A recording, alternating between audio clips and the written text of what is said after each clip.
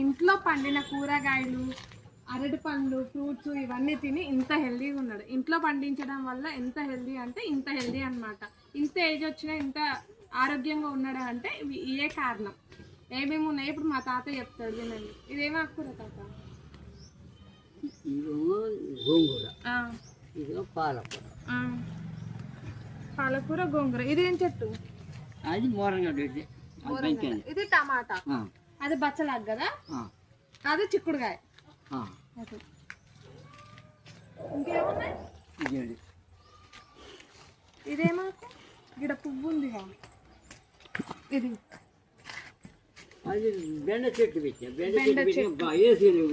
వీకేస్తాం. ఇదేమాకు? తోటకూర. తోటకూర.